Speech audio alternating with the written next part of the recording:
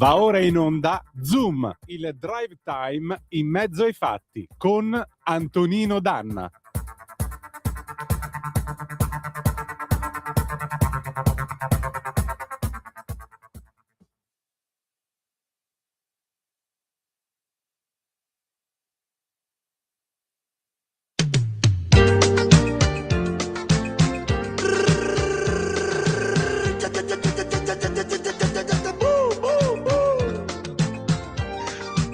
Era l'alba che la mattina di fuoco nella valle del Guatemalenza.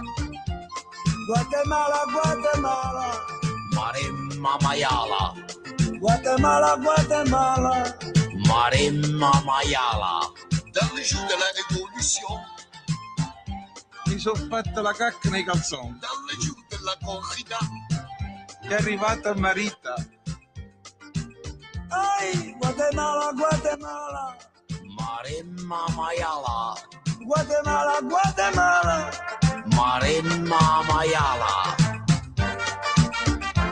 Nella valle non c'era più uno sterpo di foglia, ma i quattro imperterriti continuavano ad andare per la loro strada.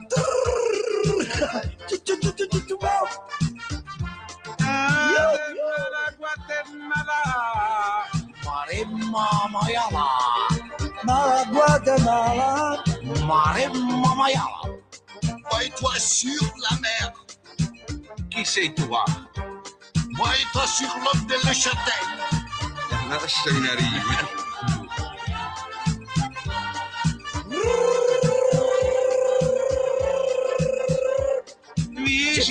Vicenza è morta, Vicenza, tutta un cambio. Guatemala, Guatemala, Maremma Maiala, Guatemala, Guatemala. Maremma Maiala. Oh, pardon, on l'entend pardon. Tu commences sur de l'homme, je n'ai plus si sûr. L'unico che stonava nel gruppo era questo cagacazzo di francese che ci tormentava. Ciuc, ciuc, ciuc, ciuc, ciuc, ciuc, ciuc, ciuc, ciuc. Guatemala, Guatemala. Guatemala. Maremma Maiala. Guatemala,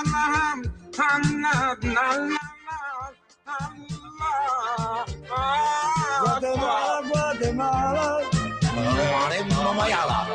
Guatemala, Guatemala. Maremma Maiala.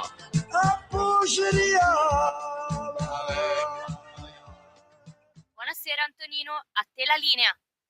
Ecco, io a questo punto dovrei cominciare l'assolo di Pernacchia, ma non lo posso fare. Comunque avete ascoltato gli Squallor, signore e signori. Pace, Bigazzi, Cerruti, Savio, dall'album Tocca l'Albicocca del 1985, e questa era Guatemala, Guatemala, Maremma Maiala. Ecco. E abbiamo citato gli immensi Squallor perché sì, era meglio quando c'erano gli Squallor, diciamoci la verità, specialmente se uno guarda l'epoca in cui ci troviamo. Amiche e amici miei, ma non dell'avventura, buonasera, siete sulle magiche onde di Radio Libertà, questo è Zoom, il drive time in mezzo ai fatti, io sono Antonino Danna e questa è la puntata numero 1157 di oggi, giovedì 19 di marzo dell'anno del Signore 2026. Cominciamo la nostra trasmissione. Vi ricordo, date il sangue, in ospedale serve sempre, salverete vite umane, chi salva una vita umana salva il mondo intero. Secondo appello, radiolibertà.net, fesso chi non lo legge perché vi perdete un bellissimo giornale online dove ci sono liberamente il direttore responsabile Giovanni Sallusti, gli Autodafè di Giulio Cainarca, la rassegna stampa di Semivarin, videopillole e molto altro ancora. Questo per dirvi che cosa? Per dirvi che ancora una volta 340 670 9659 se volete essere dei nostri, oppure 0292 94 7222 quando ve lo dirò io. Natalia, grazie come sempre, spero tu abbia apprezzato gli Squallor, tu sei troppo giovane per ricordare questo gruppo semplicemente epico, ma naturalmente noi non possiamo che ricordarli con molto affetto, perché oggi Giorgio, il problema del mezzo Giorgio continua a essere in mano a Pierpaolo. Ve lo ricordate Pierpaolo, il leggendario Pierpaolo che c'era sempre nei dischi degli Squallor, quello che una volta era a Düsseldorf, una volta era a un corteo di milionari a Beverly Hills e così via. Vabbè. Allora, bella gente, adesso arriva lui, come sempre, signore e signori, l'implacabile Pierluigi Magnaschi con Diritto e Rovescio. Andiamo pure.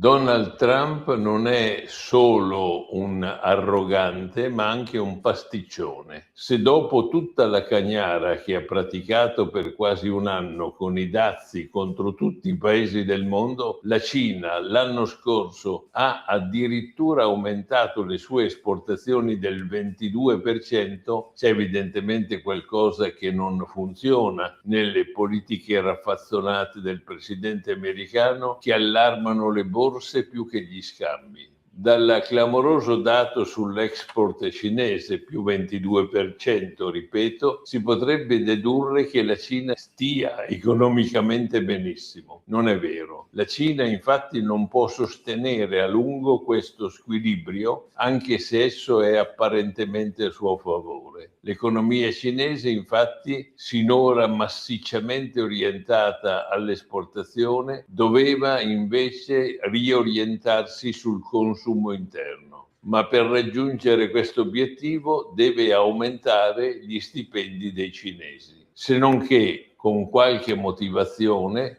Xi Jinping teme che se i cinesi si arricchiscono, essi diventano anche più esigenti nei confronti del governo. E questo non sta bene a chi da Pechino deve guidare e comandare il paese.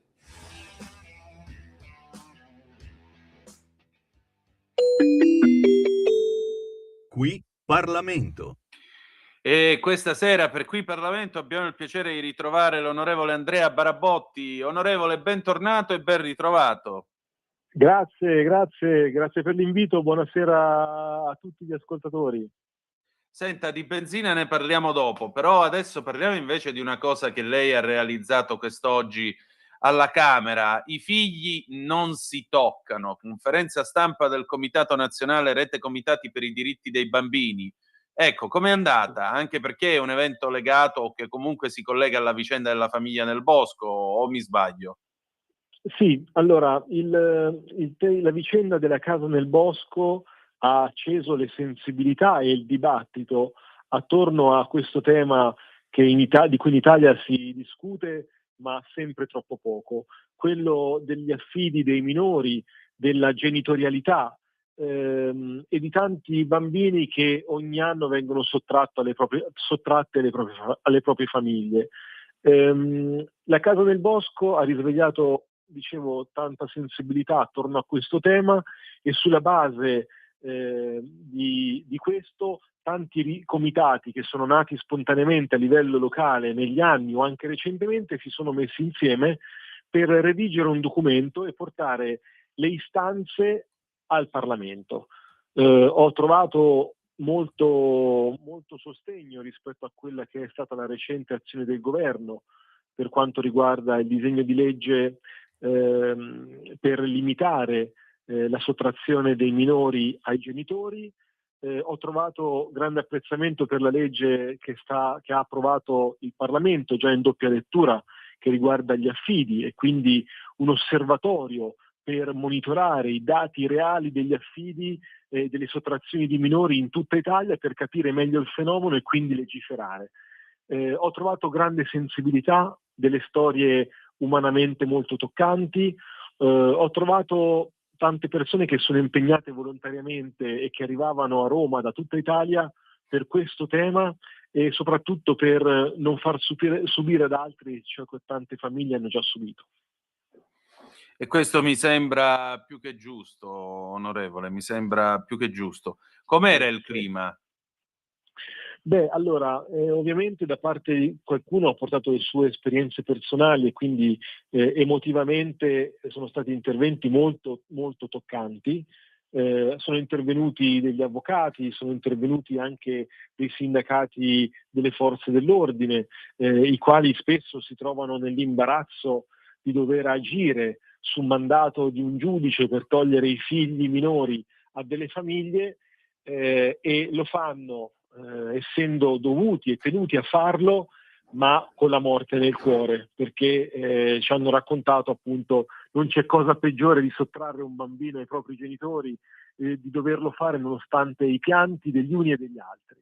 È una cosa veramente straziante, e come ci ricorda l'episodio della casa nel bosco, sono veramente circostanze che non vorremmo mai vedere e che purtroppo lasciano nei minori, così come negli adulti, dei segni indelebili. Quindi lo Stato deve fare tutti gli approfondimenti necessari prima di arrivare a un gesto come quello. E soprattutto non possiamo mettere sullo stesso piano una famiglia come la famiglia di Nathan e Catherine con i loro 3 figli su un piano, diciamo così, diverso rispetto ai campi Rom. Cioè nei campi Rom i bambini continuano a crescere nella delinquenza, nel degrado, in condizioni igienico-sanitarie incredibili, magari senza nemmeno andare a scuola, e lì nessuno li va a toccare. Nel caso della famiglia Trevelyan invece c'è stato, io credo, un po' troppa sempliceria e accanimento nei loro confronti. Senta, onorevole, invece passando, diciamo, alla cronaca di questi giorni, io, guardi, giusto una mezz'ora fa sono passato con la mia macchina davanti a una pompa, non era una pompa, diciamo, di uno dei grossi nomi, è una di quelle che si chiamano pompe bianche, però già la benzina 1,62 €. Quindi allora è vero che avete ridotto le accise. Mi passi la battuta. È vero, e agli ascoltatori di Radio Libertà voglio dare una notizia sensazionale. Si sieda, se non è seduto si sieda pure lei. Sono comodamente seduto, vada. Ecco, allora si tenga forte. Schlein e Movimento 5 Stelle hanno accusato il governo di aver fatto un decreto referendario, o peggio ancora un ridicolo decretino elettorale. Allora, io vorrei sommessamente far notare a questi soggetti che non perdono occasioni per fare polemica che lo sconto alla pompa voluto da Matteo Salvini, dalla Lega e dal governo vale sia per chi voterà sì che per chi voterà no. E voterà anche il giorno dopo il referendum, sia che vinca il sì e sia che vinca il no. Quindi si rilassino, pensino ai problemi veri del paese, che non sono quelli che loro lamentano. Okay? Quindi noi abbiamo dato delle risposte delle famiglie, in tempo record abbiamo messo sul piatto più di 500 milioni. Questi signori pensino ai problemi reali, pensino alle guerre che riguardano l'Ucraina, pensino ai problemi che abbiamo sullo stretto di Hormuz, pensino a questo anziché far polemica in modo così assurdo su un decreto di buon senso che il governo ha varato. Ecco, credo che non ci sia molto altro da aggiungere. Senta, eventualmente questo decreto può essere prolungato? Il taglio sulle accise è un taglio importante. Il costo è di $500 miliardi per 20 giorni. Speriamo di non doverlo prorogare, ma nel frattempo, speriamo di non doverlo prorogare, nel senso, speriamo che i prezzi alla pompa diminuiscono in virtù delle pressioni che i paesi stanno facendo sull'Iran. Oggi 6 nazioni, fra cui l'Italia, hanno in qualche modo condannato l'atteggiamento dell'Iran sullo stretto di Hormuz, perché di fatto sta chiamando in guerra non solo Israele e Stati Uniti, che già ci sono, ma tutta un'altra serie di paesi che sono interessati dal blocco delle petroliere.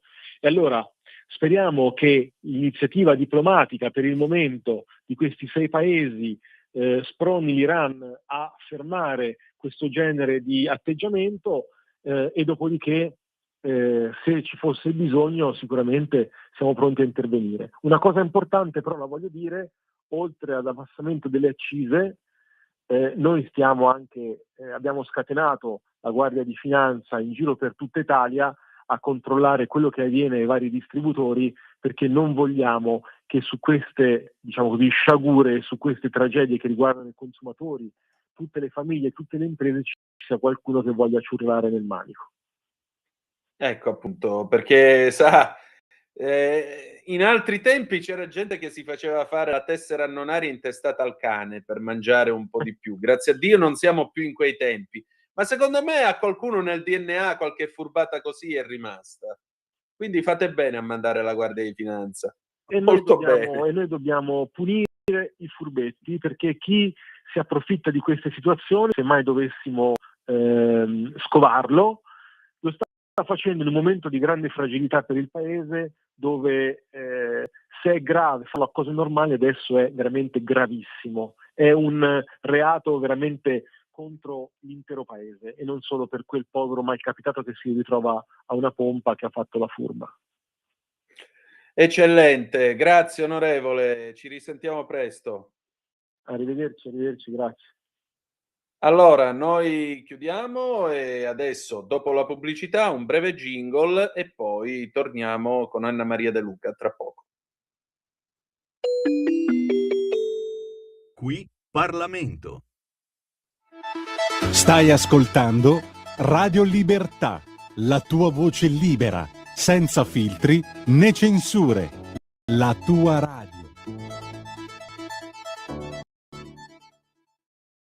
Lo amiamo perché ci offre sempre le cose più buone e naturali. Linea Alberto Acerbis. Problemi respiratori, tosse, raffreddore, tosse secca, tosse grassa. Abbiamo il prodotto che ti può aiutare. Bronco Free, la soluzione bevibile alla bava di lumaca. Timo, verbena, altea, papavero e marrubio.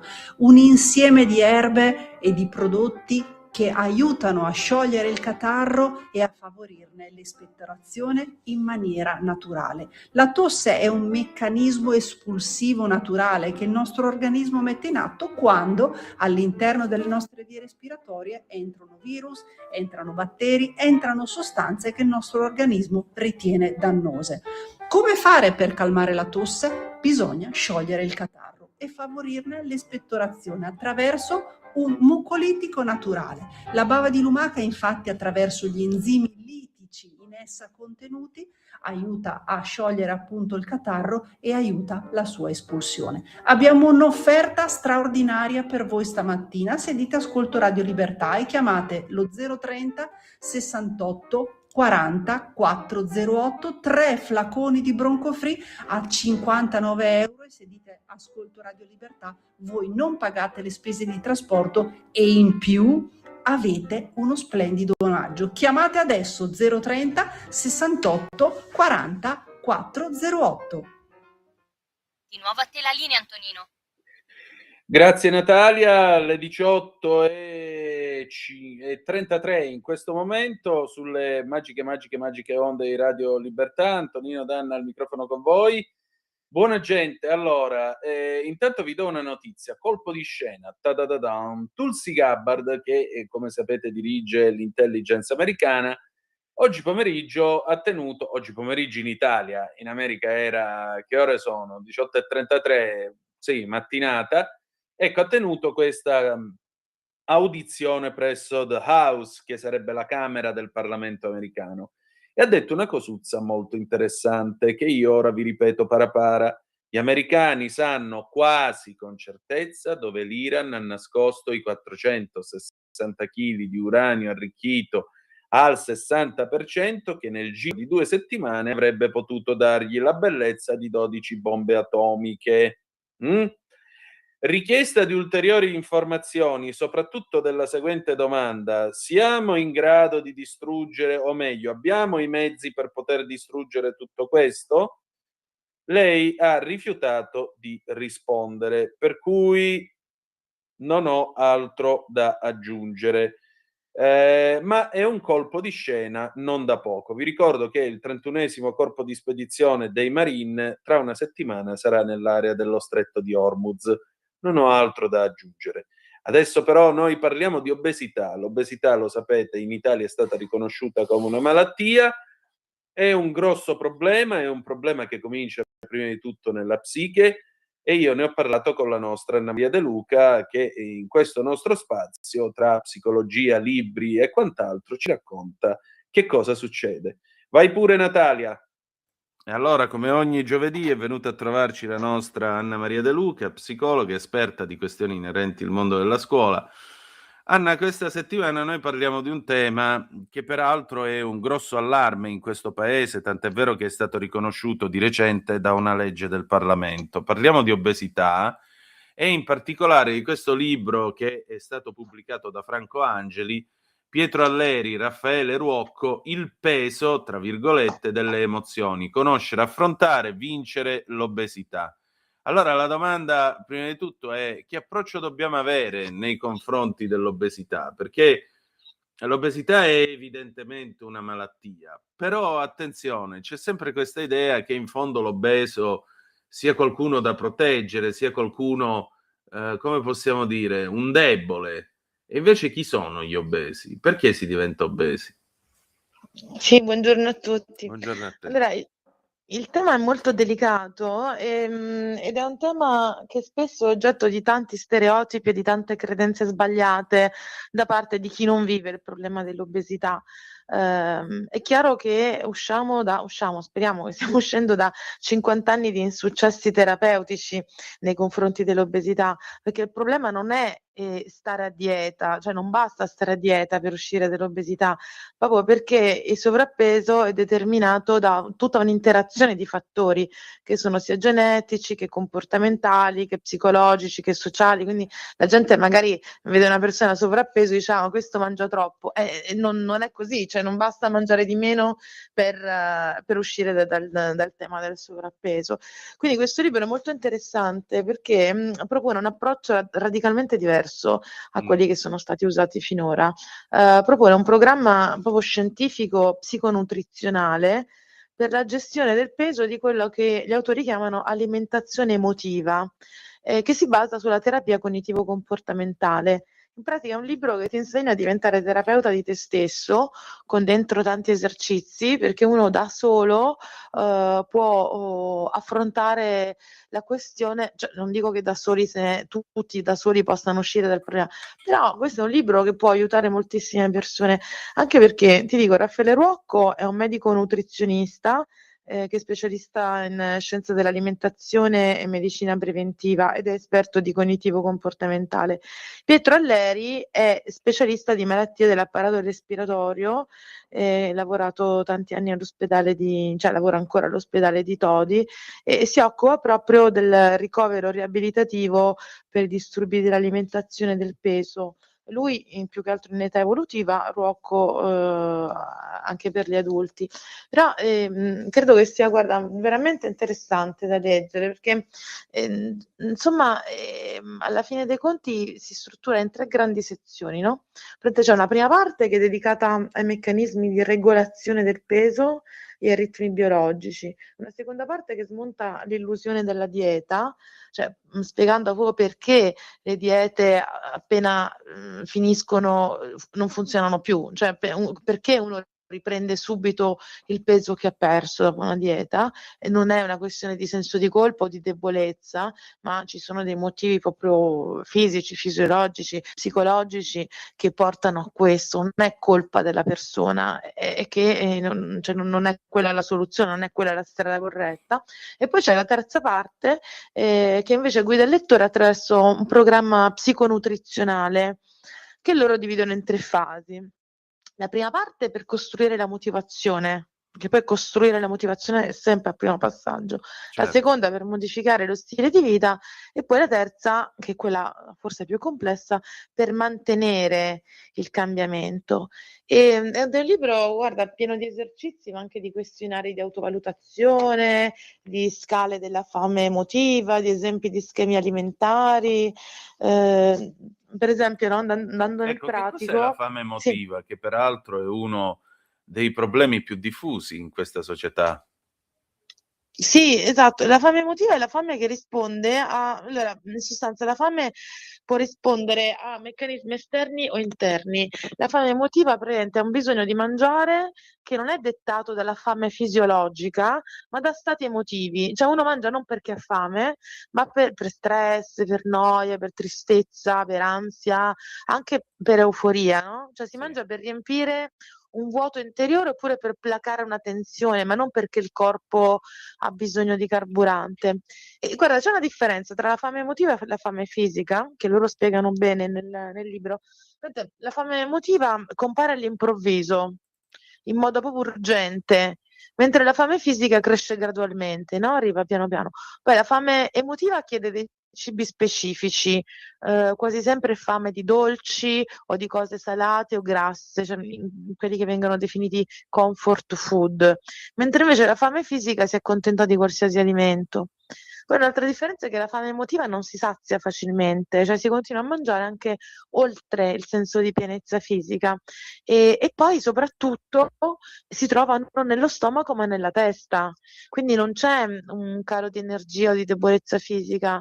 E poi infine un altro aspetto molto particolare è che lascia un senso di colpa dopo aver mangiato, al contrario della fame fisica che invece una volta mangiato dà solo soddisfazione.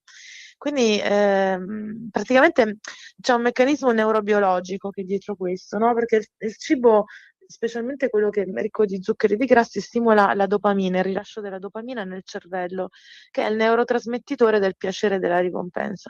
Quindi nei momenti di stress, di disagio emotivo, mangiare diventa un modo veloce per avere sollievo e attiva gli stessi circuiti neurali che sono coinvolti in altri comportamenti gratificanti. Quindi con il passare del tempo il cervello impara ad associare le emozioni negative al cibo come una soluzione, cioè ed è un ciclo che si rinforza. Poi pensa che c'è anche il cortisolo di mezzo, che è l'ormone dello stress, che gioca un ruolo importante, cioè livelli cronici elevati di stress aumentano il desiderio di cibi ipercalorici e predispongono all'accumulo di grasso addominale. Quindi alla fine lo stress del lavoro, delle relazioni, le preoccupazioni, oppure le emozioni difficili da elaborare come la rabbia, la paura, la tristezza, anche l'autostima bassa, la scarsa accettazione corporea, oppure anche delle abitudini apprese nell'infanzia, no? Tipo il cibo come premio, il cibo come consolazione, generano appunto la fame emotiva. E davanti a queste cose non basta controllare le calorie o la dieta, perché cioè, fare la dieta non tocca la radice del problema, no?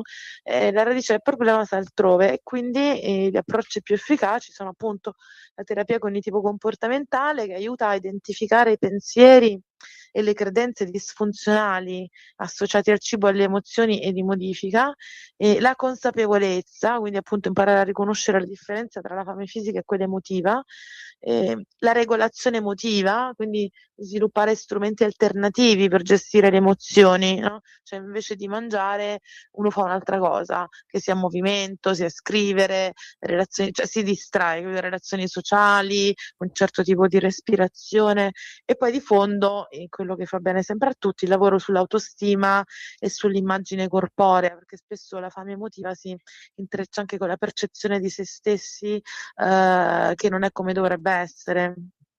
Quindi non è una questione di forza di volontà, cioè non è che uno non ce la fa perché è debole o perché non ha abbastanza volontà o perché non gliene importa di uscire da questa cosa, è proprio un meccanismo psicobiologico che si attiva e che va riconosciuto, e riconoscerlo appunto, come in tutte le cose, è il primo passo per interrompere il ciclo e costruire un rapporto sano con il cibo e con le proprie emozioni.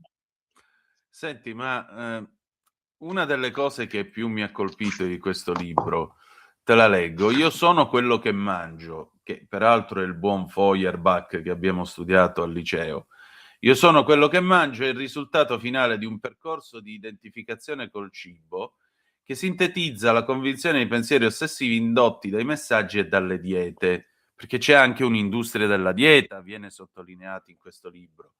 Il controllo alimentare può essere esasperato a tal punto che i pensieri e le preoccupazioni riguardo alla quantità e qualità di alimenti da consumare occupano l'intera giornata come nell'ortoressia, un nuovo disturbo che definisce l'ossessione maniacale per i cibi sani.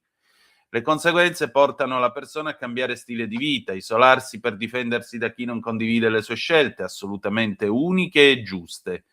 I sintomi più comuni dell'ortoressia, anche se esistono moltissime manifestazioni differenti di fobie, sono necessità di conoscere ogni singolo ingrediente contenuto negli alimenti. Il cibo deve far sentire meglio e non essere in alcun modo un piacere.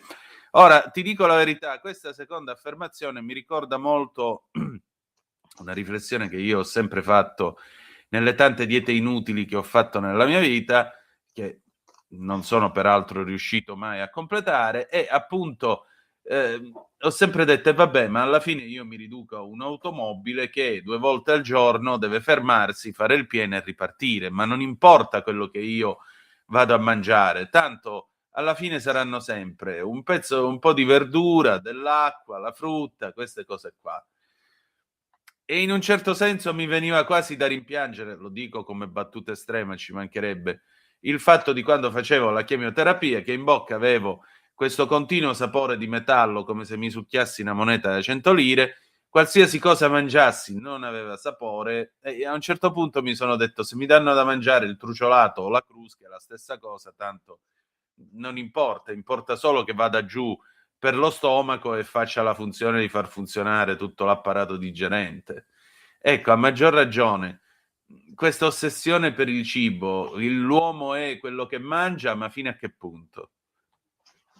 Sì, guarda, questo è un fenomeno abbastanza recente, che infatti è sollevato dal libro giustamente. Allora, parliamo di 2 cose. Allora, Sì. la prima è, come dicevi appunto, l'ortoressia, che è diventata un'ossessione patologica per il mangiare sano. In realtà il termine fu coniato nel 97 da un medico americano che che si chiamava Bratman, che la descriveva come una preoccupazione eccessiva per la qualità e la purezza degli alimenti. Chiaramente, come tutte le cose, quando diventano ossessive, anche se nascono da una base positiva, diventano negative. Quindi è ovvio che noi dobbiamo preoccuparci di mangiare cibi sani, meno processati possibile, però questa cosa non può diventare un'ossessione, no? E l'altro aspetto, l'industria delle diete, come dicevi tu, è una cosa spaventosa. A livello globale vale più di 200 miliardi di dollari l'anno, e adesso non so a Milano, ma sicuramente a Roma, ti dico, ci sono delle farmacie che hanno interi piani dedicati ai programmi dietetici, no? La Dukan, la Zona, la Keto, integratori, sostituti del pasto, pillole dimagranti, e soprattutto in questa fase primaverile, dove la gente si prepara per la prova costume, aumentano tantissimo le vendite di diciamo cose, non so neanche come definirle, di cose che si comprano in farmacia, spesso senza neanche una prescrizione medica, senza essere seguiti da nessuno, perché uno non si sveglia una mattina e dice oggi faccio la dieta per prepararmi all'estate, vado in farmacia e provo questa dieta, ma fa malissimo, perché in realtà non abbiamo bisogno per dimagrire di ingurgitare cose strane, abbiamo semplicemente bisogno di regolare intanto il metabolismo, e quindi di regolare, cioè prima ancora di cosa mangiare, è importante quando mangiamo.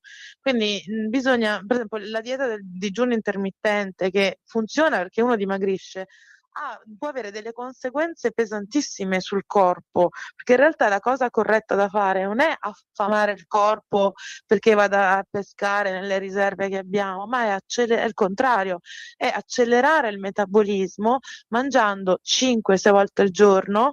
Non bisogna far passare troppo tempo da un pasto all'altro per accelerare il metabolismo. Poi è chiaro che uno deve evitare di mangiare cose grasse, cose troppo processate, però anche già il fatto di non far passare troppo tempo da un pranzo all'altro, da un cibo all'altro, già quello aiuta tantissimo, perché si tratta spesso di regolare, cioè molti di noi saltano il pranzo perché sei fuori casa, ci si concentra molto sulla cena, mentre invece è logico, ci si arriva anche senza essere psicologi o medici, che la maggior parte dell'apporto calorico ci serve nella prima parte della giornata, quindi non la sera quando poi uno va a dormire, ma la mattina a pranzo. Quindi basterebbe pensare, considerando una torta del 100%, no? Collocare le giuste percentuali nei giusti momenti della giornata, quindi rinforzare di più la colazione e il pranzo rispetto alla cena. gli spuntini sono importantissimi perché servono appunto per accelerare il metabolismo. È sbagliatissimo arrivare dalla colazione al pranzo senza aver mangiato niente in mezzo.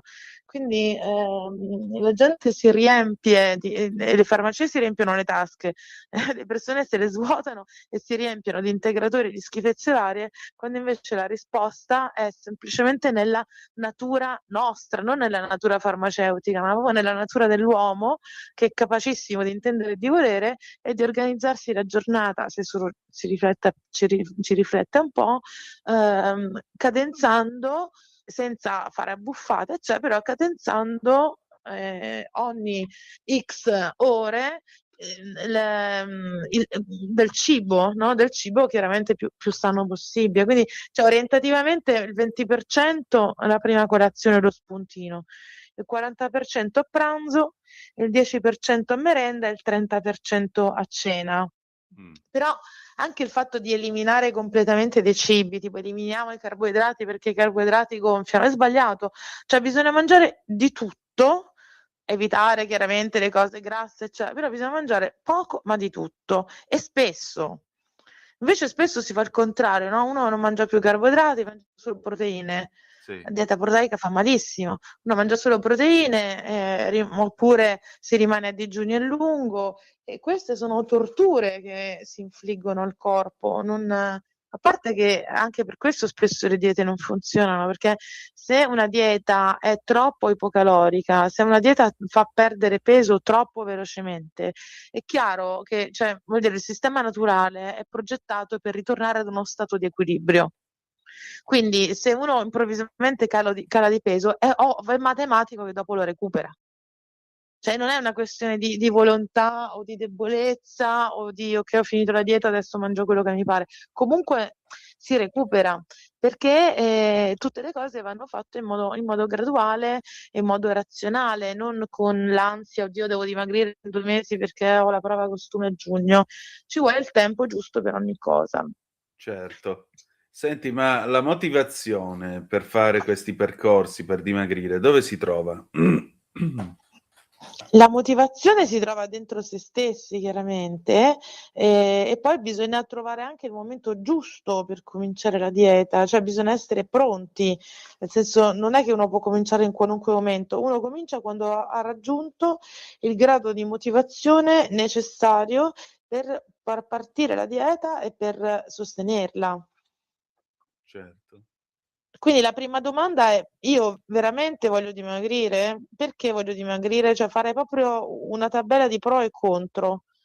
I pro e contro: se dimagrisco che vantaggi ho? Se non dimagrisco che vantaggi ho? Cioè l'analisi della motivazione poi il cambiamento non è una condizione costante, stabile nel tempo. La motivazione fluttua in relazione a momenti, alle situazioni, quindi lavorare sulla motivazione è un processo che si fa non solo nella prima fase, ma sempre, cioè che ci accompagna durante tutto il percorso. Ed è molto importante perché ci permette proprio di identificare le ragioni della decisione, perché è una decisione, di intraprendere un percorso di cambiamento, in questo caso fisico, e non solo fisico, e di mantenerla. Quindi alla base ci deve essere la motivazione a cambiare, senza la motivazione non parte niente, chiaramente. E poi bisogna concordare gli obiettivi e le strategie del programma, cioè serve un obiettivo realistico, un obiettivo realisticamente raggiungibile. Cioè, se uno si pone un obiettivo irrealistico, tipo voglio perdere 20 kg in un mese, è chiaro che dopo ci sarà solo la frustrazione, a parte che cioè, i danni sarebbero enormi. Poi anche condividere con le persone vicine il desiderio di cambiare, cioè bisogna coinvolgere anche chi ci sta attorno, perché se io voglio dimagrire e le persone attorno a me invece vogliono che io non dimagrisca e che continui a mangiare come sto mangiando, certo sarà ancora più difficile, quindi deve esserci, come dire, un patto di condivisione con le persone con cui viviamo. E poi bisogna avere fiducia nel fatto di potercela fare, di essere autoefficaci e di impegno di fare, cioè di avere per esempio un diario alimentare, no? Per quanto possa sembrare banale, in realtà le ricerche dimostrano che chi ha un diario alimentare, cioè chi scrive che cosa mangia ogni giorno, ha più probabilità di riuscire nella dieta e più probabilità anche di imparare a controllare, a percepire la relazione tra quello che entra dentro di me e il peso e il risultato, perché spesso noi abbiamo difficoltà proprio a capire la relazione tra quello che mangiamo e il risultato del peso. Invece scrivendo, ma guarda, per diario alimentare si intende non solo alle 8 ho fatto colazione con un caffè e 2 fette biscottate, ma anche come mi sono sentito in quel momento e con chi ero. Per esempio, nella prima colonna scrivi l'orario, nella seconda scrivi cosa hai mangiato, nella terza scrivi che situazione era. Ho mangiato in piedi di fretta, ho mangiato seduto al tavolo tranquillo con mia moglie, ho mangiato camminando per strada.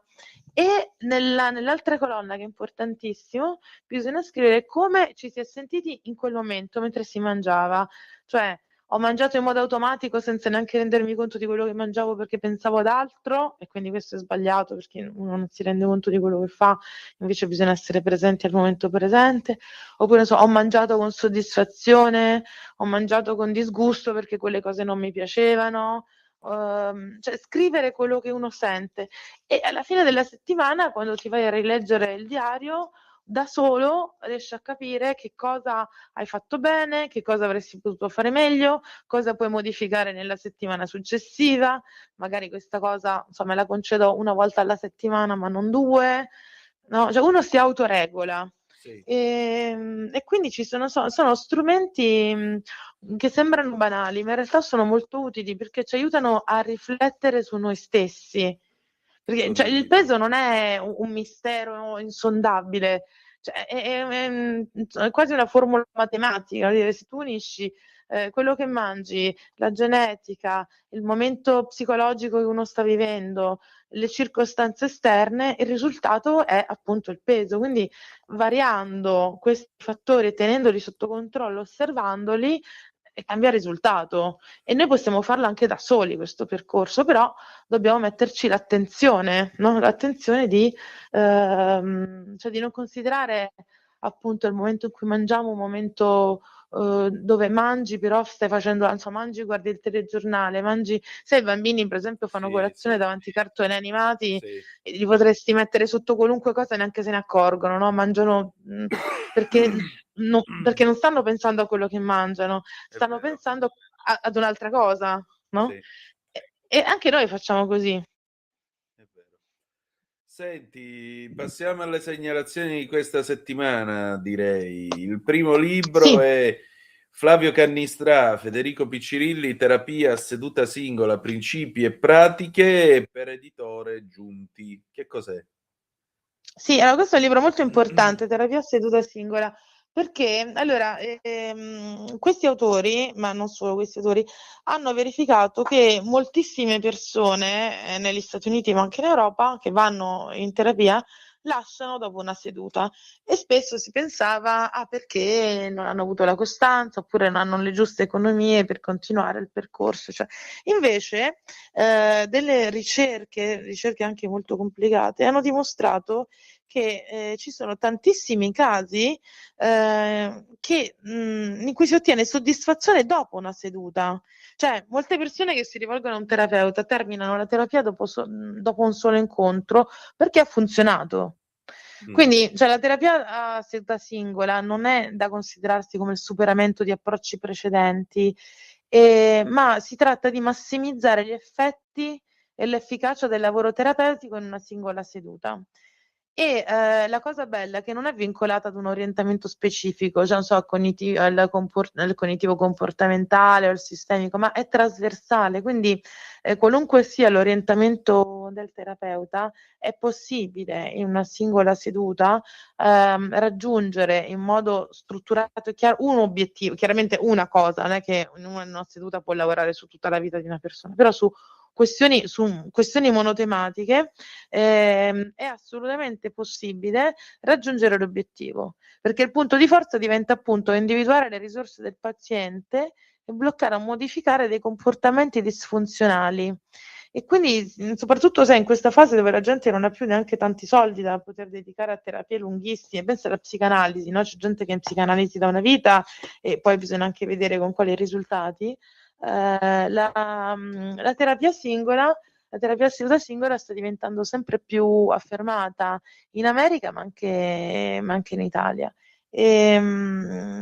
Considera che Cannistrà e Piccirilli, dopo essersi formati appunto con i principali studiosi internazionali in questo campo, hanno fondato il Centro Italiano della Terapia Singola e hanno elaborato appunto un modello di terapia singola adatto al contesto italiano, perché poi c'è anche l'influenza culturale, no? Sì. E quindi questo libro di Giunti è molto importante perché ci espone le linee guida dei principali metodi internazionali sulla terapia seduta singola, parla anche del metodo australiano, per dire, no?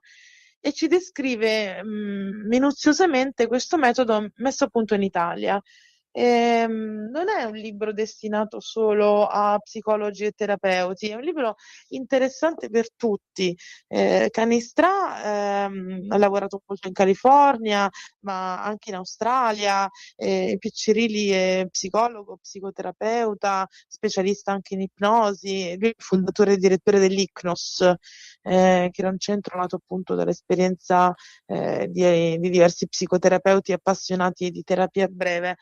Quindi diciamo è una nuova frontiera della psicologia che secondo me vale assolutamente la pena di affrontare. Sì. Ecco. Considera che sia in questi due libri, no? Sia Il peso delle emozioni di Franco Angeli, di cui abbiamo parlato prima, e il libro della Giunti, Terapia seduta singola, sono molto diversi per tema, però sono accomunati da un'impostazione pratica e del fatto che sono appunto pubblicati da due grandi case editrici italiane nel campo della psicologia applicata, perché devo dire che sia Giunti che Franco Angeli si stanno affermando sempre di più per la, come dire, per la serietà e la fondatezza delle loro scelte di pubblicazione. Franco Angeli è specializzata nella pubblicazione di libri e riviste per l'aggiornamento, no? Per la formazione universitaria, post-universitaria. E considera che Franco Angeli aveva solo 25 anni quando nacque la casa editrice nel 1955, si era laureato alla Bocconi e subito dopo la laurea aveva deciso di dedicarsi all'attività editoriale lavorando con il padre, che all'epoca pubblicava riviste rivolte ai dottori commercialisti e dirigenti amministrativi. Quindi diciamo è stata la prima casa editrice italiana di management. E poi nel 1964 Franco Angeli ampliò le pubblicazioni al settore universitario, iniziandosi dall'economia, però poi allargò il catalogo a quasi tutte le discipline: filosofia, architettura, psicologia, sociologia.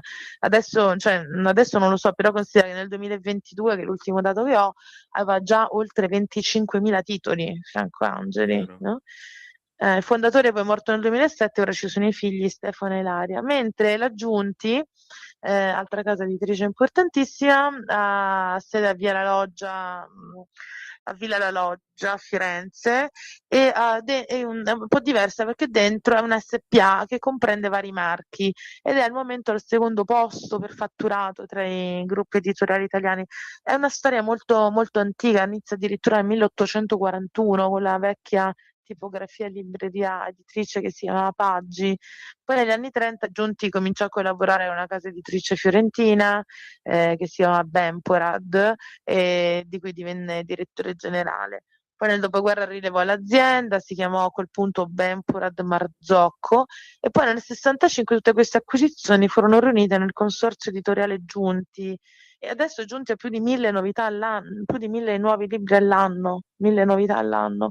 E copre anche Giunti, copre tutti i settori: narrativa, saggistica. Considera che nel 2016 la Bompiani, venduta da Mondadori per 16 milioni e mezzo di euro, è entrata a far parte del gruppo Giunti e ci sono più di 200 punti vendita. Quindi parliamo di due case editrici molto molto molto affermate. Invece ti volevo segnalare altri due libri che sono di un'altra casa editrice di cui abbiamo già parlato, che si chiama Edizioni Mediterranee. Esatto, il Che codice invece del cervello, Yoshi Kalamish, e poi abbiamo le subpersonalità di Vincent Clessin. Esatto, edizione mediterranea, ne abbiamo già parlato l'altra volta, ha sede a Roma ed è specializzata in parapsicologia, arti marziali, letteratura esoterica ed è stata fondata da Giovanni Canonico sulla preesistente casa editrice mediterranea che era già attiva negli anni 30. Comunque, su questi due libri, Le subpersonalità, trovare l'armonia attraverso la psicosintesi. Questo è un libro, come tutti i libri di questa casa editrice, molto particolare. In sostanza, nella nostra psiche, dice l'autore si chiama Vincent Classens e si dedica alla massoterapia. Praticando la massoterapia ha scoperto che dietro le tensioni del corpo c'erano tensioni emotive e decide quindi di approfondire le sue conoscenze in psicologia formandosi all'Istituto francese di psicosintesi, no? In questo libro, Le subpersonalità, lui in sostanza spiega come trovare l'armonia attraverso la psicosintesi. Adesso tu mi direi cos'è la psicosintesi. Esatto. Allora, hai mai notato che assumi per esempio un atteggiamento diverso quando parli con un amico, quando parli con tuo figlio, con tua moglie, con un capo? Sì. Cioè, allora, nella nostra psiche esistono moltitudine di sfaccettature, no? Di caratteri che ci abitano e che vengono fuori a seconda del ruolo che è in quel momento, del comportamento. Quindi nella stessa giornata ognuno di noi interpreta un ruolo diverso. Questi diversi ruoli vengono incarnati dalle nostre subpersonalità, no? Secondo quest'autore. E queste subpersonalità sono come se fossero una compagnia di attori nel teatro della nostra vita. E come in tutte le compagnie teatrali ci sono quindi conflitti, trame, momenti di felicità, è un po' un gioco, no? Il gioco della vita. E quindi questo libro propone diversi esercizi che ci permettono di fare un lavoro interiore per capire bene tutti i ruoli che giochiamo all'interno della giornata. Cioè, allora, la psicosintesi nacque alla fine dell'800, poi si sviluppò nei primi 70 anni del Novecento con Roberto Assagioli, che era uno psichiatra fiorentino, che era era un allievo di Freud in Italia. Lui si formò appunto nel movimento psicoanalitico, però a un certo punto se ne allontanò perché avvertì i limiti di un approccio che si occupava quasi esclusivamente della patologia e dell'inconscio profondo, tant'è che quando lui si laureò nel 1910, la sua tesi di laurea criticava proprio la psicanalisi e la criticava per aver trascurato le dimensioni superiori della psiche umana, cioè la creatività, la spiritualità, la volontà. E nel 26 fondò a Roma il primo istituto di psicosintesi a Firenze, che sta continuando a lavorare ancora oggi. Quindi, per fartela breve, secondo Assagioli, secondo la psicosintesi, cioè, allora, immaginati una mappa della psiche, no? Che però è molto più ampia di quella di Freud. Allora, Freud distingueva tra conscio e inconscio. Invece Assagioli articola la psiche in 7 zone. Allora, il diagramma è un uovo ovale, la parte superiore è l'inconscio superiore, cioè quello che lui chiama superconscio, è la parte dell'intuizione, della creatività, della spiritualità. Poi subito sotto c'è il campo della coscienza, l'io consapevole, cioè le cose appunto di cui siamo consapevoli.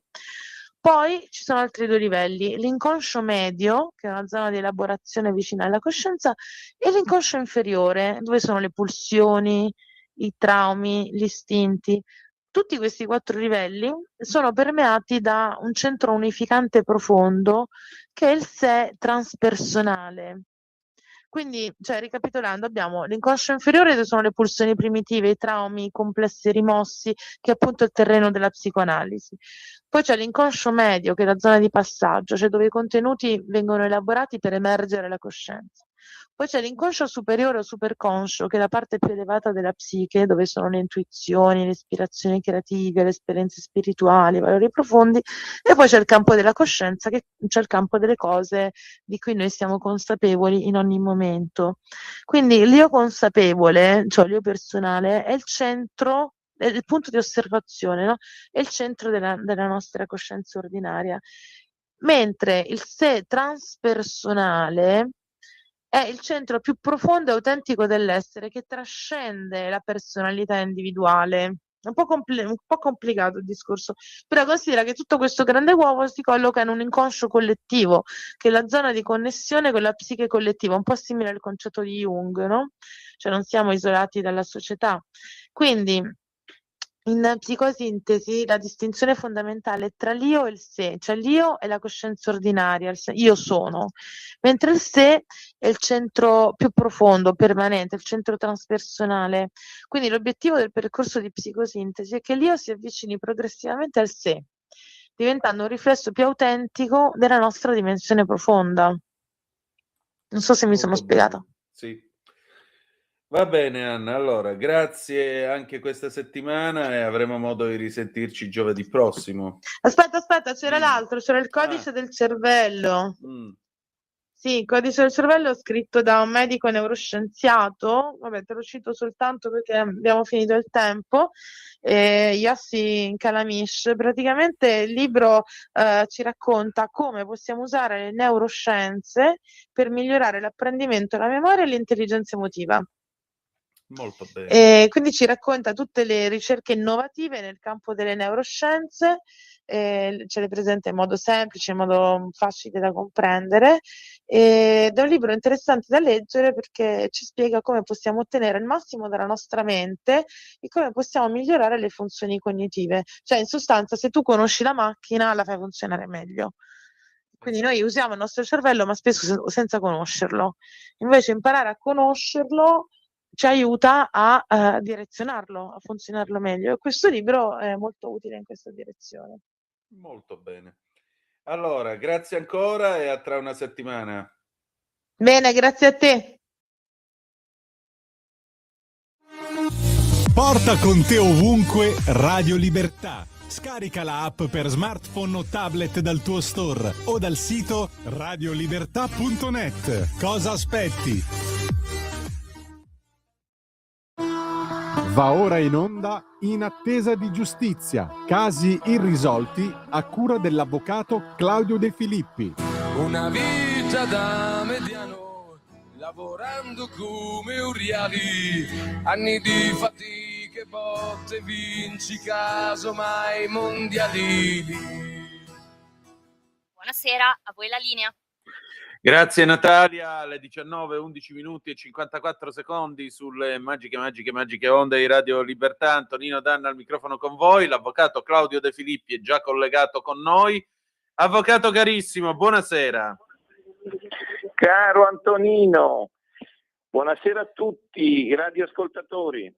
Ecco, stiamo aspettando il nostro gradito ospite che al momento è il telefono occupato, quindi... Ok, sempre molto occupato, comunque sì, lo attendiamo. Allora niente, volevo dirti che oggi mi sembra che sia l'ultima occasione, poi dopo ci sarebbe il cosiddetto silenzio elettorale che vale anche in materia referendaria, se non sbaglio, per cui potremmo cogliere l'occasione di parlare un po' del referendum, perché ovviamente argomento che interessa milioni e milioni di italiani, poi vedremo quanti riusciranno ad andare a votare. Importante votare, qualunque sia l'orientamento, qualunque sia l'idea, ovviamente non andare a votare scheda nulla, perché quello non serve a nulla scrivere improperi, o cioè nel senso che non andare allora a questo punto, però per carità, piuttosto scrivi improperi, vai a votare, ma vai, per cui ovviamente non serve a nulla perché non fai né il gioco del sì né del no, ma fai semplicemente una presa in giro, però per carità ognuno è libero di fare quello che vuole. Però meglio piuttosto andare e scriverci cose e scriverci delle bestemmie, scherzo ovviamente, piuttosto che rimanere a casa, perché è molto importante questo appuntamento, diciamo, con la storia, con la politica, con la giustizia. È stato l'ultima volta 30 anni fa, sembra una stella cometa, un'eclissi di sole, di luna insieme. C'era Pannella, Tortora e Sciascia 30 anni fa, non se n'è fatto nulla e quindi forse è opportuno pensarci. decisamente. Io vorrei suggerire ai nostri ascoltatori, se fanno una breve ricerca su Google, cazzi vostri, domani io vado in Svizzera, scusate la volgarità, ma è il titolo proprio di questa raccolta. C'erano nei primi anni 90 le cosiddette edizioni 1000 lire, che si pagavano 1000 lire appunto, e si trovavano in edicola stampate su una carta molto semplice ma molto pregnante. Qual è la particolarità? La particolarità è la raccolta dei migliori insulti e delle migliori fesserie scritte sulle schede di referendum ed elezioni. Quindi se su internet ancora si trova, per cui cercatela questa raccolta perché è veramente divertente. Allora, ancora non riusciamo a entrare in contatto con il nostro ospite.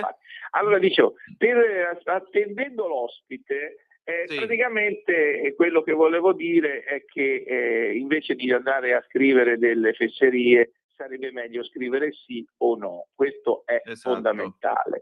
Per cui le ragioni del no, io sono sincero, non le ho comprese, ma non le ho comprese perché non perché non le voglia comprendere, ma perché proprio non le riesco a comprendere. Cioè nel senso che si dice manteniamo tutto così perché i padri costituenti hanno voluto questa Costituzione. Ho capito, ma la Costituzione l'abbiamo cambiata 40 volte e passa nella storia, non è che la Costituzione è immota e deve rimanere identica, cioè bisogna aggiornarla ai tempi e alle situazioni. Quindi la modifica della Costituzione non è un reato, però deve essere il popolo a deciderlo, questo in questo caso con il referendum confermativo. Un'altra ragione del no, perché io non sono riuscito a comprendere, è che il pubblico ministero praticamente avrebbe la possibilità di essere imparziale laddove fa con un articolo del codice che mi sembra il 358 se non sbaglio, prevede che il pubblico ministero debba dire la verità e se c'è un innocente debba aiutarlo accorgendosi che non è colpevole ma innocente. Questo è scritto sulla carta, nei fatti succede molto raramente, sarà sicuramente successo, ma la regola è che il pubblico ministero di solito dico, si innamora della propria tesi e va fino in fondo. Comunque, a prescindere da questo non si comprende come una modifica costituzionale così poco incisiva come questa possa anche impedire al pubblico ministero di essere indipendente e imparziale e dire che quando c'è da raccogliere delle prove a favore dell'indagato, dell'imputato lo possa fare. Questo lo può fare, quindi non si capisce. Un'altra ragione del no, scusate, è che io sto facendo un po' l'avvocato del diavolo, perché il diavolo compaia a scherzo ovviamente e quindi il ragione del no dice ma noi dobbiamo fare così se no il pubblico ministero finisce sotto il controllo dell'esecutivo. Ma il controllo del governo come fa a fare il controllo dei pubblici ministeri con le regole attuali? Sinceramente il pubblico ministero rimane libero come è libero adesso, l'autonomia dei magistrati rimane uguale e poi un'altra ragione è che il sorteggio, vado un po' a memoria, così random, il sorteggio diventerebbe sostanzialmente un problema grave. Ecco, ho sentito Woodcock che nei video dice questa cosa, che è un grave problema il sorteggio. Ma il sorteggio, hanno riferito spesso e volentieri, è previsto tante volte dall'elezione dei giudici popolari nei corti di assise, da messa in stato d'accusa del Presidente della Repubblica, dei ministri, del Presidente del Consiglio, cioè è già una modalità che si applica. Dicevi qualcosa, Antonino? No, io stavo riflettendo su una cosa, la cosa è questa. A noi sarebbe piaciuto fare una puntata, lo possiamo rivelare, non credo di rivelare qualcosa di intimo dell'avvocato De Filippi, anzi perché ne abbiamo discusso. A noi sarebbe piaciuto fare una puntata con un ospite del sì e un ospite del no, perché avremmo voluto fare servizio pubblico dando a tutti la possibilità di ascoltare un confronto sereno e soprattutto nel merito di questa riforma. Avreste ascoltato qualcuno a favore che spiega per quale motivo vi avrebbe spiegato per quale motivo votare sì e qualcun altro che vi avrebbe spiegato per quale motivo votare no. Dopodiché ognuno di voi avrebbe in scienza e coscienza, come si suol dire, nel segreto dell'urna elettorale espresso il proprio voto. La cosa che ha fatto dispiacere sia a me che all'avvocato è stata che illustri rappresentanti del no, richiesti di partecipare a questa trasmissione, ci hanno risposto no grazie, che francamente abbiamo trovato non proprio un'idea di confronto democratico. Aggiungerei un'altra cosa: io ho trovato, non solo avvocato, ma io sì, e non lo so se anche l'avvocato che è già in linea e tra poco lo presenteremo, io l'ho trovato francamente disgustoso trasformare un referendum costituzionale in un referendum politico pro o contro Giorgia Meloni. Perché sia chiaro, non è che se vince il no la Meloni si dimette, non è questo in gioco. Avvocato, presentiamo il nostro gradito ospite di stasera. Eccoci, allora il presidente Franco Mugnai è già venuto in trasmissione da noi, è un presidente emerito della Fondazione di Alleanza Nazionale, è stato in politica per più legislature, ha avuto incarichi importanti e fa parte del fronte del sì. Buonasera a tutti. Buonasera, buonasera. E allora, visto che ci troviamo domenica e lunedì, perché dovremmo votare sì? Io, intanto perché questo prevede la Costituzione. Perché l'articolo 111 della Costituzione prevede un giudice terzo che sia tale realmente rispetto ad entrambe le parti processuali, il pubblico ministero da un lato, la difesa dell'imputato dall'altro. Si sostiene da parte del fronte del no, mescolando abilmente le carte, che esiste già la separazione delle funzioni fra pubblici ministeri e giudici giudicanti e conseguentemente la separazione delle carriere non servirebbe assolutamente a nulla. Ciò dicendo, si finge di dimenticare che nell'attuale sistema i pubblici ministeri votano per i giudici e i giudici votano per i pubblici ministeri per quanto riguarda il Consiglio Superiore della Magistratura, quello che poi di fatto come organo presiede alla valutazione dei magistrati, alle loro promozioni, alle sanzioni disciplinari e quant'altro. E quindi evidentemente si viene a creare una vera e propria interdipendenza reciproca che cozza irrimediabilmente con quello che è il principio di assoluta terzietà del giudice. Si sostiene da parte del fronte del no che il sorteggio, che sarebbe il metodo che la riforma prevede per individuare e nominare i componenti togati, quindi i giudici, dei due consigli superiori della magistratura, che in questo caso si verrebbero a formare, uno per i giudici giudicanti, l'altro per i pubblici ministeri, è un metodo assolutamente semplicistico che non si userebbe neppure per fare un'elezione all'interno della pro loco del più sperduto paesino. Intanto, così dicendo, non si dice agli elettori che in realtà con il sorteggio vengono scelti i giudici del Tribunale dei Ministri e i giudici di Corte d'Assise, quelli che compongono un collegio giudicante allargato dove si può arrivare per i reati di competenza dell'assise a comminare anche sentenze particolarmente gravi e severe e irrimediabili come l'ergastolo. Quindi il sorteggio esiste per individuare composizioni di magistrati che giudicano di questioni particolarmente gravi e delicate, infinitamente più gravi e delicate delle promozioni, dei trasferimenti e dei procedimenti disciplinari interni alla magistratura, e quindi il sorteggio è un metodo che viceversa viene utilizzato per risolvere questioni piuttosto complesse e delicate. E poi mi si permetta, ma noi non siamo mica di fronte a una situazione vergine. Il metodo attuale è quello che ha dato vita al cosiddetto caso Palamara, che se si fosse verificato in qualunque altro contesto avrebbe provocato un vero e proprio tsunami e non è accaduto assolutamente nulla. Quindi è evidente che il metodo attuale, quello che è di fatto gestito da correnti istituzionalizzate, non funziona e va cambiato. E spiace, ecco, io ho sentito le ultime battute di chi mi stava precedendo, spiace innanzitutto che il confronto si sia volutamente, artatamente spostato ad opera soltanto del fronte del no, dal confronto sul merito della riforma a quello di un referendum politico pro e contro il governo, perché è evidente che è una mistificazione di quella che è la realtà e si confondono naturalmente quelle che sono le diciamo legittime aspettative degli elettori ad una corretta informazione.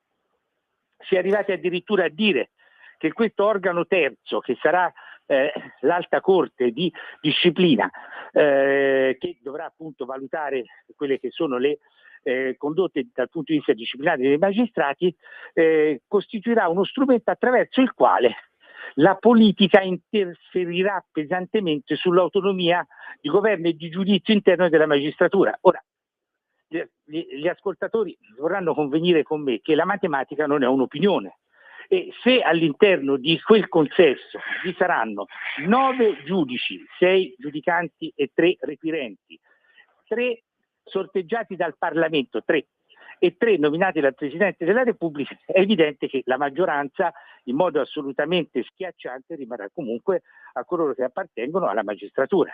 Quindi questa ipotesi paventata è anche proprio matematicamente impossibile. Si deve votare sì per ridare tra l'altro alla nostra magistratura prestigio e autorevolezza e riconciliarla con il corpo sociale, che la deve rispettare per la sua autorevolezza e non solo temerla, come spesso accade, per l'esercizio qualche volta apparentemente arbitrario e autocratico delle funzioni, con l'infinita serie di errori giudiziari che rimangono tutti, tra le altre cose, in larghissima misura senza sanzioni. Questo è lo spirito della riforma che è perfettamente in sintonia con la Costituzione. Addirittura viene detto dal fronte del no, si vuol toccare in qualche modo e mettere in discussione l'intangibilità della Carta Costituzionale. La Carta Costituzionale non solo prevede in sé all'articolo 138 la propria modificabilità, ma per di più è stata modificata 46 volte, anche su materie di particolare importanza come il titolo quinto e quindi la devoluzione alle regioni di funzioni prima spettanti allo Stato. Quindi anche questo è un argomento che non risponde assolutamente a verità.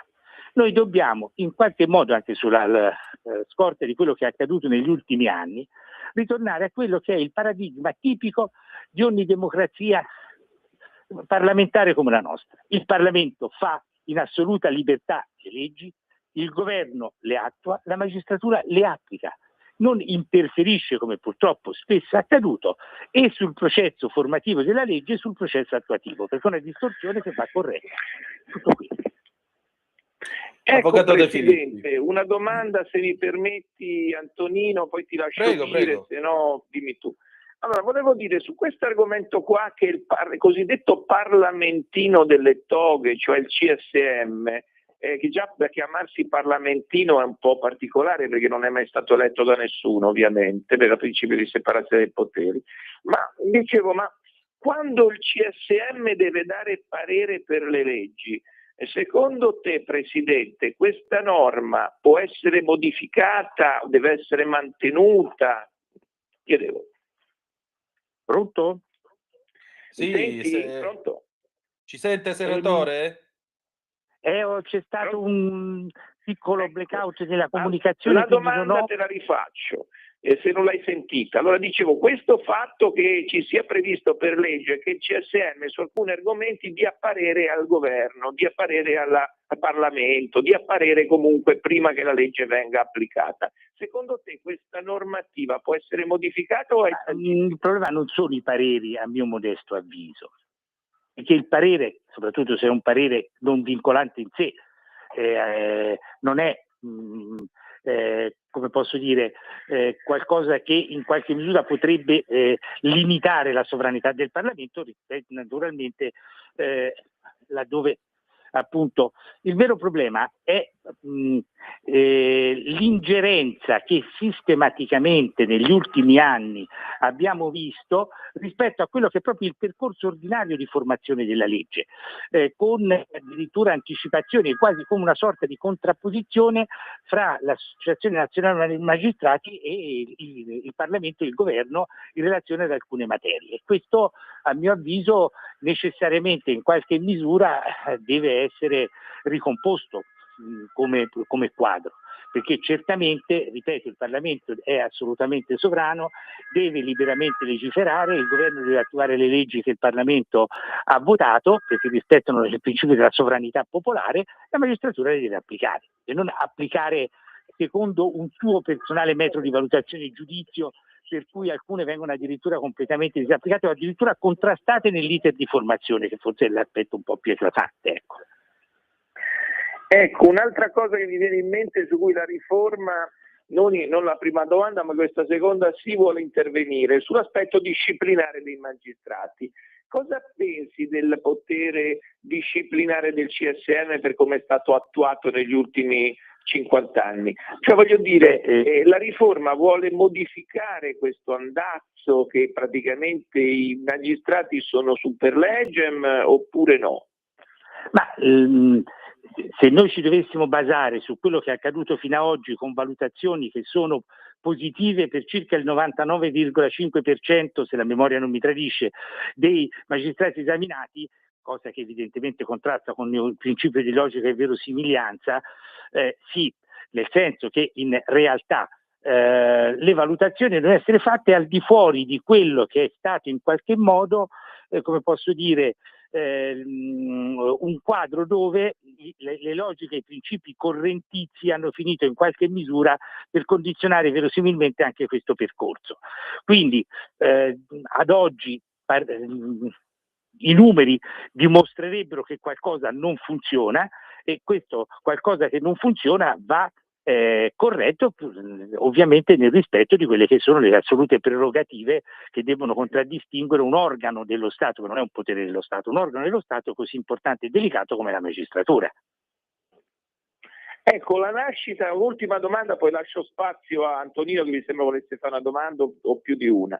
Il CSM, la divisione dei CSM in due, caro Presidente, secondo te renderà i giudici più liberi, perché potrebbero essere in astratto anche avere qualche metus, paura che all'interno del CSM ci siano dei PM che potrebbero condizionarli nel loro lavoro? Il giudice, se dice che sarà più indipendente, superiori della magistratura saranno i due consigli superiori della magistratura che sono previsti riguarderanno appunto due carriere che a quel punto sono separate nettamente, sia pur all'interno di un organismo più ampio che è la magistratura. Uno riguarderà i pubblici ministeri, l'altro riguarderà i giudicanti, quindi all'interno di quei due consigli superiori della magistratura evidentemente questo rischio non si corre, perché sono completamente e totalmente separati. Se vogliamo, per certi aspetti anche un rafforzamento della figura del pubblico ministero, ma con i confronti del quale, per carità, in astratto nessuno ha rilievi e censure da muovere, proprio perché gli viene istituito un suo Consiglio Superiore della Magistratura del tutto autonomo e indipendente. Direi di no, sarà una riforma che chiaramente produrrà i propri effetti nel corso del tempo, perché ci vorrà certamente un minimo periodo per cui tutto questo, poi dovranno arrivare le norme delegate che dovranno meglio disciplinare e su questo io confido invece che vi sia una come posso dire, sinergia, una collaborazione proprio per poterle esitare nel migliore dei modi possibile e più rispondente a quelle che sono tutte le varie esigenze particolari che riguardano appunto, ripeto, un organo così particolare come appunto la magistratura. Però direi di no, direi che proprio da quel punto di vista, essendo due organismi completamente separati, ciascuno avrà il proprio campo di azione e quindi non dovrebbero corrersi quei rischi. Ecco.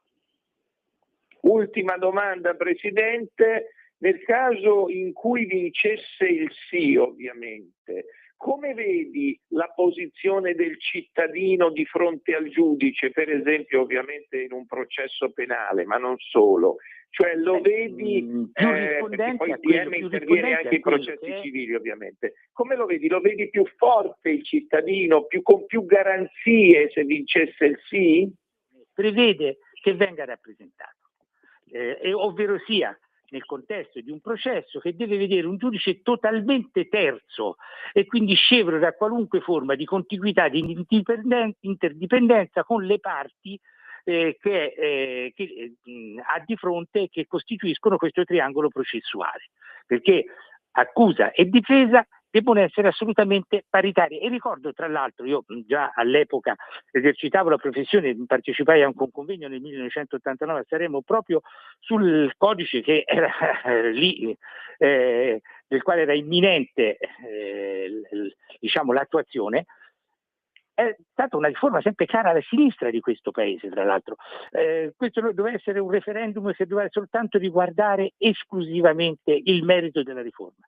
È stato trasformato purtroppo in un referendum politico a danno invece di quella che è una corretta informazione ai cittadini, e questo non giova assolutamente. La Costituzione questo prevede e quindi questo deve essere necessariamente attuato.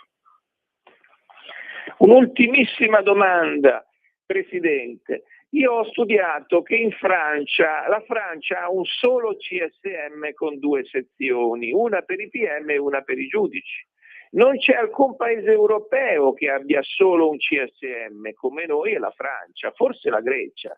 Ma nella tua esperienza a livello europeo, il diritto europeo cosa dice? Vuole i 2 CSM? Vuole un solo CSM? C'è una scheda rappresentativa che circola dei paesi che hanno la più assoluta separazione delle carriere e quelli che hanno un sistema che è più o meno similare al nostro. Diciamo che dei paesi occidentali che noi consideriamo in qualche misura più sintonici a quella che è una visione appunto di democrazia parlamentare, soltanto l'Italia e la Grecia hanno ancora questo sistema. Il resto sono tutte nazioni che hanno regimi decisamente molto meno democratici. Tutto il resto del mondo occidentale e tutto il resto del mondo cosiddetto libero e democratico ha un'assoluta separazione delle carriere. In Europa, appunto, ripeto, siamo noi e la Grecia. Se la memoria non mi tradisce, ma non credo di sbagliare. Antonino, volevi dire qualcosa al Presidente? Volevi fare qualche domanda? Sì, Pronto? Sì, io vi sento perfettamente. No, volevo chiedere una cosa io, ma perché questa sorta di feticcio della Costituzione? Perché questa paura di modificarla? Ma questo è un feticcio che viene agitato a tempo, perché ricordo che alcune delle modifiche più significative sono state apportate da governi di centrosinistra. Tanto appunto è curioso il fatto che proprio una riforma come quella attuale, che riguarda la separazione delle carriere, riguarda il sorteggio, basterebbe sentire le interviste rilasciate pochissimo tempo fa, 2 o 3 anni fa, da personaggi oggi radicalmente schierati sul fronte del no. L'ipercitato dottor Gratteri, tanto per evocarne uno più conosciuto di altri, sono appunto state, ripeto, uno dei cavalli della sinistra anche giudiziaria di questo paese. Quindi il fatto che oggi si invochi una presunta intangibilità della Costituzione, tra l'altro devo dire apparentemente dimentichi del fatto che la Costituzione prevede esattamente ciò che è la finalità primaria di questa norma, e cioè la separazione delle carriere, perché l'articolo 111 da questo punto di vista è di lapalissiana evidenza. Giudice totalmente terzo e imparziale rispetto alle parti che costituiscono insieme a lui il triangolo processuale. È evidente che il sistema attuale questa terzietà assoluta non consente di ritenerla. Quindi nessuno la vuole modificare, semmai la vuole attuare. Certo, chiaramente. Avvocato De Filippi. Ma scusami, per chiudere col Presidente, che così abbiamo a disposizione la sua autorevole opinione, ma secondo te l'avvocato è più forte se vince il sì o se vince il no?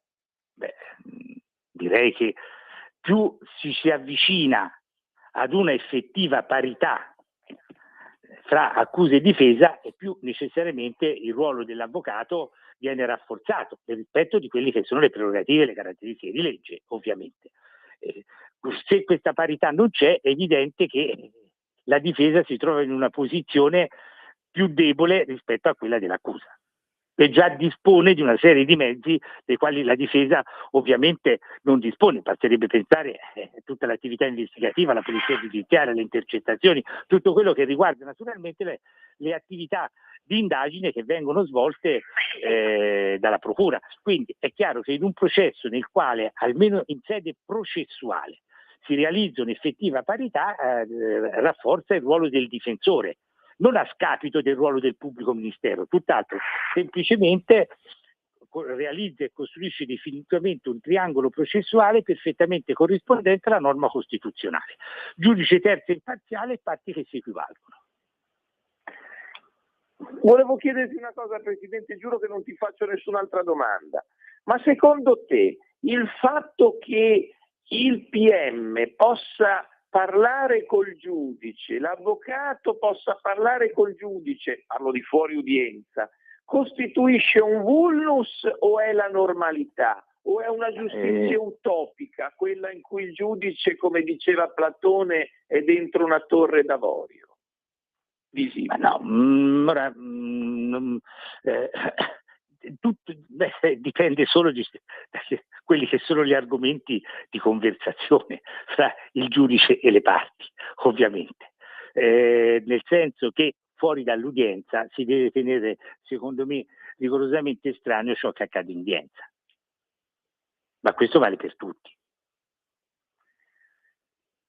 Caro Antonino, secondo me il Presidente ha concluso e quindi sostanzialmente io sinceramente non ti sento, sei ancora vivo? Sei ancora... Sì, no, io vi ho ascoltati con attenzione e vi ringrazio. Vi ringrazio perché, ripeto, noi abbiamo cercato di fare informazione e non come qualcuno può pensare politica. Abbiamo anche cercato di avere una forma di par condicio che non ci è stata permessa dalle circostanze.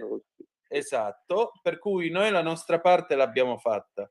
Per cui io ringrazio entrambi veramente di cuore e insomma lunedì alle 15 noi saremo in diretta, faremo uno speciale di circa un paio d'ore qui su Radio Libertà. Presidente, vorremmo avere il piacere di averla ospite per telefono magari verso le 16 per commentare i risultati del referendum. Nessun problema. Benissimo, allora intanto grazie a entrambi e Avvocato De Filippi, noi ci ritroviamo tra una settimana, grazie di nuovo. Adesso una breve pausa, un po' di musica e torniamo. Stai ascoltando Radio Libertà, la tua voce libera, senza filtri né censure, la tua radio.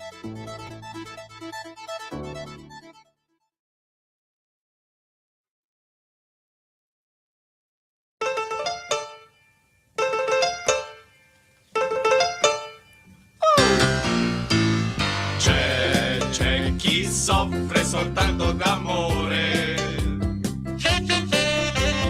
chi continua a sbagliare il rigore, c'è chi un giorno invece ha sofferto e allora ha detto io parto, ma dove vado se parto, sempre ammesso che parto, ciao! A chi sbaglia a fare le strisce, ciao! A chi invece avvelena le fissie, uno tira soltanto di destro, l'altro invece c'ha avuto un sinistro e c'è sempre qualcuno che parte, ma dove arriva se parte?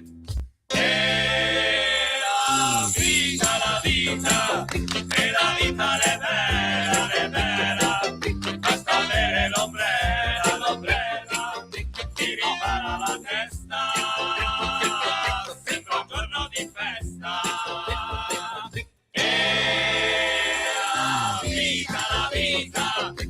La vita è strana, basta una persona, che si monta la testa. La festa c'è chi un giorno ha fatto furore e e non ha ancora cambiato colore. C'è chi mangia troppa minestra, chi è costretto a saltare la finestra, e c'è sempre lì quello che parte, ma dove arriva se parte? Ciao! A chi sente soltanto A te la linea, Antonino. E poi sbaglia ad andare allo stadio. Questi erano Cocchi e Renato e La vita del 1974, sigla di Canzonissima, l'ultima edizione che chiuse il 6 gennaio del 75 e che riprenderà, questo all'insegna del nuovo, tra 2 giorni, condotta da Milly Carlucci. Noi siamo in diretta, abbiamo ancora 1 minuto, non prendiamo telefonate, però voglio leggervi questi 2 messaggi del nostro Maurizio, eccoci qua. Allora, è sempre il Presidente della Repubblica che per altri anni sarà un Mattarella, che farà di tutto per boicottare. Vedi cosa ha fatto alla denuncia di Palamara che è sempre in giro. Crede di essere in una repubblica presidenziale, ricordateglielo, forza sì Maurizio. Maurizio, che cosa deve boicottare? Il referendum una volta che tu hai detto sì, la legge approvata e la Costituzione è modificata, punto. Ancora, Maurizio, il Ministro della Cultura è assente, nessuno dice nulla. Come il Ministro della Cultura è assente? Su che cosa? Che cosa deve dire il Ministro della Cultura sul referendum, sul sì? Io vi leggo invece, e con questo chiudiamo, il documento che Italia, Francia, Germania, Regno Unito, Olanda e Giappone hanno preparato e pubblicato stasera sullo stretto di Hormuz. Condanniamo nei termini più forti i recenti attacchi da parte dell'Iran su imbarcazioni commerciali disarmate nel Golfo, attacchi su infrastrutture civili, incluse anche impianti petrolio e gas, e la chiusura di fatto dello stretto di Hormuz da parte delle forze iraniane. Esprimiamo la nostra profonda preoccupazione a proposito dell'escalation del conflitto. Chiediamo all'Iran di smetterla immediatamente con le sue minacce, la posa di mine, gli attacchi con i droni e con i missili e tutti gli altri tentativi di bloccare lo stretto e chiuderlo alla navigazione commerciale e rispettare la risoluzione 2817 del Consiglio di sicurezza ONU. La libertà di navigazione è un principio fondamentale del diritto internazionale, inclusa anche la Convenzione delle Nazioni Unite sulla legge del mare, la famosa Convenzione di Montego Bay che qualche volta vi ho citato. Gli effetti delle azioni iraniane saranno sentiti dal popolo e dalla gente in tutte le parti del mondo, specie le più vulnerabili. Rispettando quindi la risoluzione 2817, enfatizziamo il fatto che tale interferenza con il commercio navale internazionale e la distruzione delle catene di fornitura globale dell'energia costituiscono una minaccia alla pace internazionale e alla sua sicurezza. A questo scopo chiediamo una moratoria immediata e globale sugli attacchi contro le infrastrutture civili, incluse anche gli impianti di petrolio e gas. Esprimiamo la nostra prontezza a contribuire agli sforzi appropriati per garantire il passaggio sicuro attraverso lo stretto di Hormuz. Apprezziamo l'impegno di tutte le altre nazioni che si stanno impegnando nelle attività preparatorie. Apprezziamo anche la decisione dell'Agenzia internazionale dell'energia di autorizzare un rilascio coordinato di riserve strategiche di petrolio. Prenderemo tutti gli altri passi necessari per stabilizzare i mercati dell'energia, incluso lavorare con alcune nazioni produttrici per aumentare la produzione. Noi inoltre lavoreremo per fornire l'appoggio alle nazioni più colpite, incluso attraverso le Nazioni Unite. La sicurezza marittima e la libertà della navigazione sono un vantaggio per tutti i paesi del mondo. Chiediamo a tutti gli Stati di rispettare il diritto internazionale e rispettare i principi internazionali fondamentali di prosperità e sicurezza internazionale. Ora vedremo che cosa vorrà dire questa prontezza a contribuire agli sforzi necessari per garantire il passaggio sicuro attraverso lo stretto. Posso dirvi che oggi pomeriggio in una riunione di gabinetto del governo Starmer si è detto che la situazione è troppo calda per poter mandare la marina militare inglese a scortare le navi nello stretto di Hormuz. Per adesso siamo a parole, parole, parole. Chiudiamo con Gianna Nannini, Sei nell'anima 2006, grazie per essere stati con noi, appuntamento domani 17:30 sulle magiche onde di Radio Libertà con Chilometro Zoom. Ricordate che the best is yet to come, il meglio deve ancora venire. Vi ha parlato Antonino Danna, buonasera.